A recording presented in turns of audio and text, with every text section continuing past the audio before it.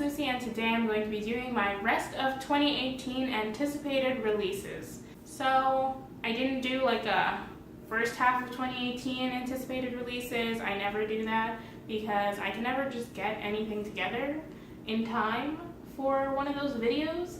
So we're just going to talk about the releases that are coming out in September, October, November, and December. I don't think any of these come out in December. I don't know how many books I have to talk to you guys about, but I have an amount.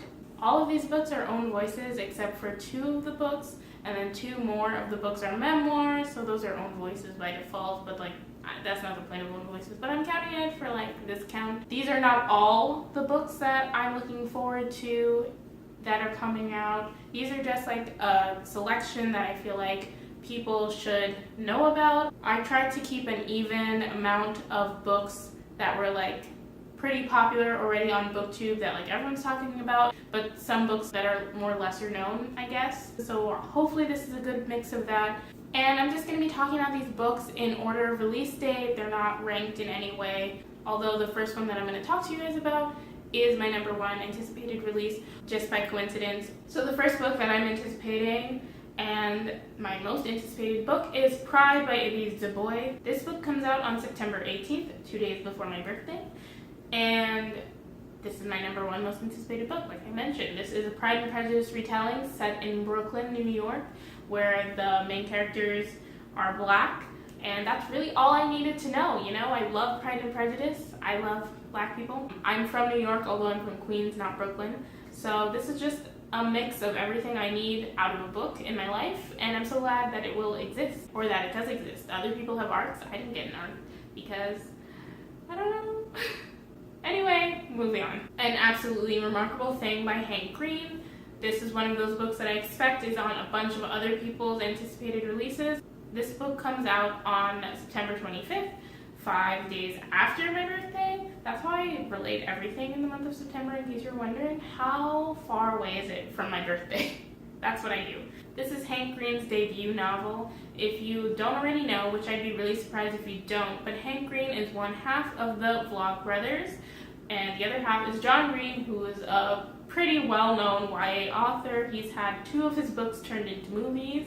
One of them is being turned into a Netflix series, Hulu series, or something like that. I forgot. He's very prolific, especially in the YA community. John Green is. Now that his brother has decided to come out with his own book, I'm very intrigued to read it. This follows a character named April May, and yes, I am side-eyeing the name, and she discovers a giant statue on the way home. So her and her friend decide to make like a fun little video of it and post it onto the internet. I don't know if it mentions YouTube by name, but like basically YouTube. And then the next day she wakes up and finds that the video actually went viral now that there are a bunch of statues that are popping up everywhere. April finds herself catapulted into internet fame, and it kind of explores how she deals with that and also what the heck is going on with all the statues.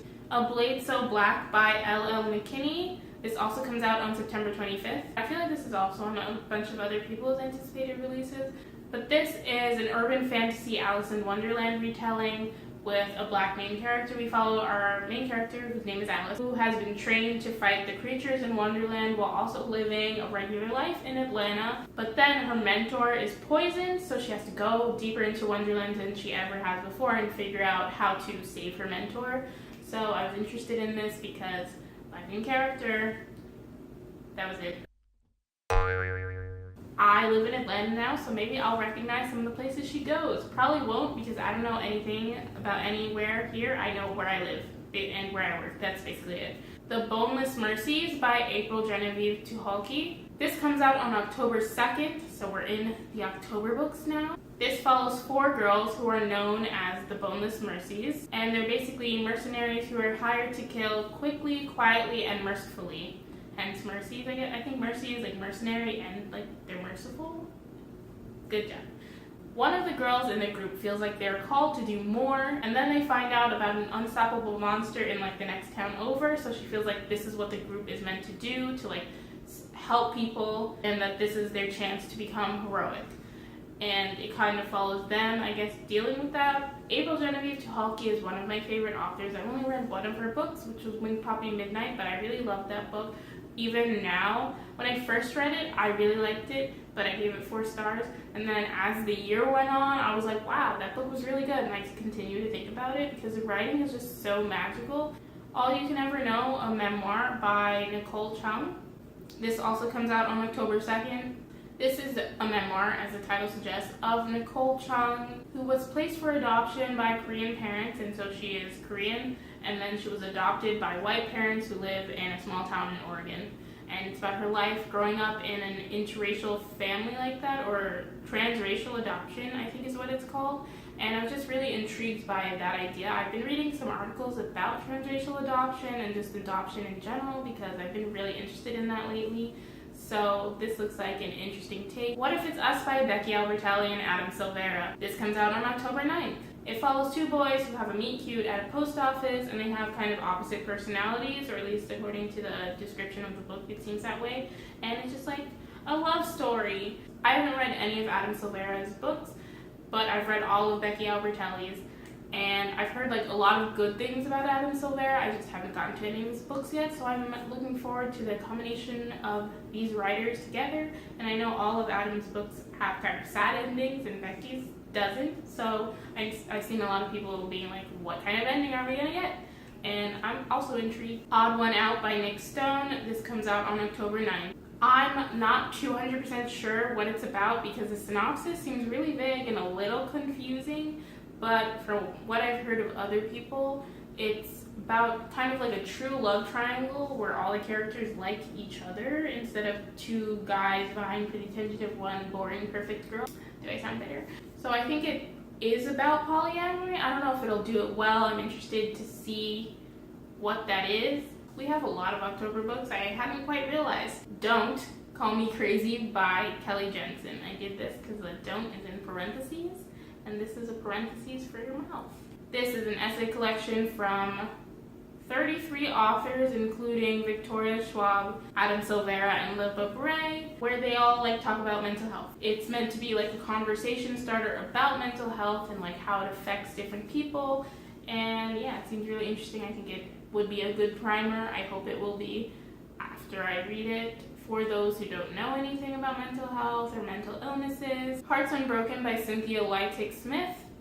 This also comes out on October 9th, which is a powerhouse day, if I may say so myself. This is a contemporary romance about a native girl named Louise Wolfe who breaks up with her first boyfriend after he says some anti-native things, and she's like, I don't need a guy, I'm in my senior year of high school, I'm gonna be in journalism, like, I need to focus. And then she's paired up with a boy in her journalism class to cover the school musical's inclusive casting, which has kind of caused a shitstorm in their community because racism. Becoming by Michelle Obama comes out on November 13th, and this is Michelle Obama's memoir. That's all I really needed to know, and also all I wrote down. I'm definitely intrigued to read Michelle Obama's memoir. I haven't read Barack's memoirs, but I'm more interested in Michelle, TBH. And the last book that I have to talk about in this video is I'm cheating. It comes out next year. But it comes out in January of next year, so it's fine. I just wanted to include it in this video to just make sure we all are prepared and we don't forget. The book is Black Enough, edited by Evie Zaboy. Evie Zaboy gets to be on this list twice because she's doing great things. This is an anthology of a bunch of short stories, which is what an anthology is, by a bunch of Black authors about a bunch of Black main characters growing up in America being Black. So this is what I needed in my life. Just want to make sure we're all aware of it because like the likelihood of me doing a 2019 new releases video, very slim. So those are all the books that I have to talk to you guys about in this video. Thank you so much for watching. If you liked this video, please be sure to give it a thumbs up. In the comments down below, let me know what are some of your most anticipated releases for the rest of the year. And if you haven't already, please be sure to subscribe to my channel because I make more videos where I talk about books. Again, thank you so much for watching. I'll see you in my next video. Bye!